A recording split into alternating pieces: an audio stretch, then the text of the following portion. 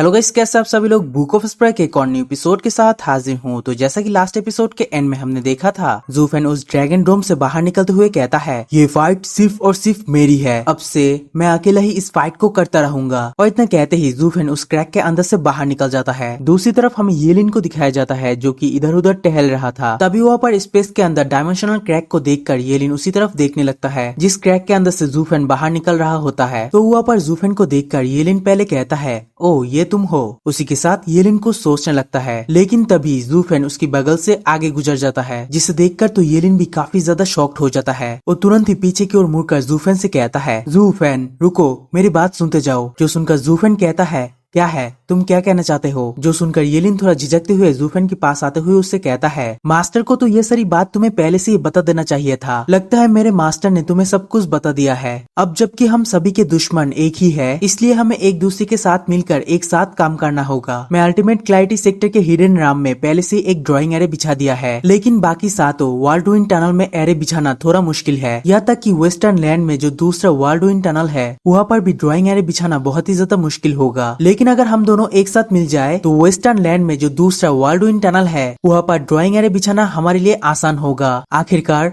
हम लोग western land के ही डिसेबल है। तभी ज़ूफेन उससे कहता है, तुम्हें जाकर डबल ड्रैगन गैदरिंग के डिसेबल बनना चाहिए। तो ये सुनकर येलिन भी थोड़ा शॉक्ड हो जाता है, जबकि ज़ूफेन वहाँ से जाते हुए कहता है, मैं ये अकेले ही कर सकता हूँ, मुझे तुम्हारी जरूरत नहीं है। तभी येलिन ज़ूफेन को रोकते हुए कहता है, रुको, मेरे मास्टर चाहते हैं कि हम दोनों एक साथ मिलकर सभी जगह के रिकेल एरे को बिछाए। जबकि दूसरी तरफ ज़ूफेन वहाँ से जाते हुए कहता है, इसकी कोई जरूरत नहीं है। और फिर येलिन की तरफ देखते हुए कहता है, तुमने यहाँ पर मेरी जान बचाई और मैं इस एहसान का बदला जरूर चुकाऊंगा।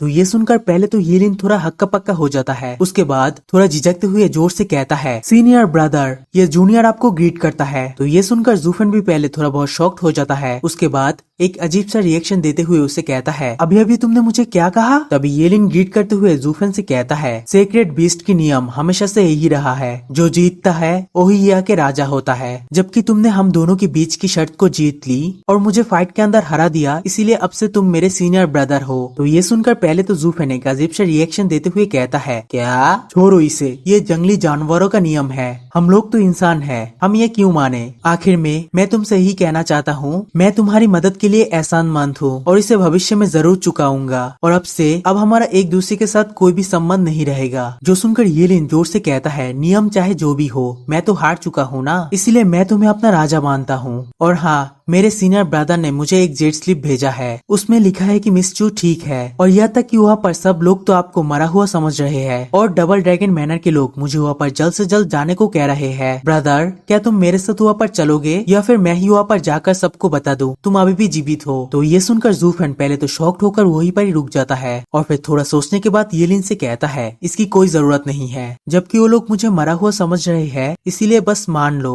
मैं मर चुका हूँ। और इतना कहते ही ज़ूफेन वहाँ से निकल जाता है। दूसरे सीन में हमें क्वांड्रोंग किंगडम को दिखाया जाता है, जहाँ पर एक मार्केट में वहाँ पर सभी लोग ही बीस्ट की आइटम को व्यापार कर रहे थे। कुछ लोग तो वहाँ पर स्पिरिचुअल बीस्ट की खाल, हड्डियाँ और उससे बनी हुई पील को बेच रहा था। जहाँ पर हमें चोगे में लिपटा हुआ ज़ूफेन को दिखाया जाता है, जो कि उस बाजार के अंदर से जाते हुए अपने मन में सोचने लगता है, मैं जानता हूँ अब से इस दुनिया में मुझे अकेले ही सफर करना होगा, लेकिन फिर भी मैं एक बार उनको दोबारा देखना चाहूंगा, एल्डर युआन, ब्लू क्लैन और मेरी उस खूबसूरत बीबी को, जो कि अपनी खूबसूरती से किसी भी शहर को तबाह कर सकती है। तो ज़ूफेन यहाँ पर मार्केट के अंदर से चलते चलते इन तीनों के बारे में सोच रहा होता है, जहाँ पर वो सिस्टर चूचू के खूबसूरत चेहरे को याद करते हुए सोचता है, अगर मैं एक बार उसकी तरफ देख लूं तो मुझे नहीं लगता मैं उसे छोड़कर कभी जा पाऊंगा। अब से मुझे हेवनली एम्पायर का सामना अकेले ही करना होगा, क्योंकि मैं नहीं चाहता मेरी वजह से मेरी कोई प्यारी लोग मारा जाए। तो ज़ूफेन वहाँ पर चलते चलते एक रेस्टोरेंट के अंदर पहुंच जाता है, जहाँ पर ज़ूफेन उस ढाबे के अंदर जाते हुए सोचता है, ड्रैगन एंसेस्टर के द्वारा तैयार किया हुआ वो नक्शा वाकई में बहुत ही ज्यादा बेकार है, मुझे इसके बारे में और इन्फॉर्मेशन लेने के लिए यह के लोकल लोगों से ही पूछना होगा। तभी एक वेटर ज़ूफेन के पास आते हुए कहता है, सर अब क्या खाना चाहेंगे, यहाँ पर आइए, यहाँ पर सीट खाली है, क्या आप यहाँ पर रुकना चाहेंगे। हमारे पास बहुत ही अच्छा होटल है जो कि बहुत ज्यादा शांत है, लेकिन इसके लिए आपको थोड़ा बहुत ज्यादा स्पिरिचुअल स्टोन खर्च करना होगा। जो सुनकर ज़ूफेन कहता है, कोई बात नहीं, मैं लॉबी में ही बैठूंगा। तभी वहाँ के वेटर जूफेन से कहता है, सर आप कहाँ से है, आप तो यहाँ के नहीं लगते। जो सुनकर जूफेन कहता है, हाँ। तो ये सुनकर वो वेटर पूछता है, महोदय आप कहाँ से है। जो सुनकर जूफेन उसे घूरते हुए कहता है, क्या मुझे यहाँ पर बैठने के लिए मेरा परिचय देना जरूरी है। जो सुनकर वो वेटर कहता है, नहीं सर, बात बस इतनी है, इस समय हमारी क्वानरॉन्ग किंगडम के अंदर वार चल रहा है, इसलिए सभी बाहरी लोगों को अपनी लोकेशन के बारे में बताना जरूरी है। जो सुनकर जूफेन कहता है, मैं तियानो से हूँ। तो ये सुनते ही हुआ कि वेटर जोर से कहता है, क्या आप तियानो से है। और इतना सुनते ही हुआ पर जितने भी सारे लोग थे वो सभी लोग ही जूफेन की तरफ घूरने लगता है। और उस वेटर को इतना ज्यादा घबराता हुआ देखकर जूफेन उससे कहता है, क्या मैं तियानो से होने की वजह से आपको कोई मसला है। जो सुनकर वो वेटर भड़कते हुए कहता है, ये सिर्फ अपनी राय रखना नहीं है बल्कि ये गहरी नफरत है। 8 साल पहले तियानो ने हमसे हमारी सबसे उपजाऊ भूमि को छीन लिया, जिससे हमें हमारी घर को छोड़ना पड़ा। और अब देखिए, अब हम सभी लोग गरीबी में जी रहे हैं। तियानो के साथ लड़ने के दौरान हमारी क्वानरॉन्ग के आर्मी के अंदर बहुत सारे लोग शहीद हो गया।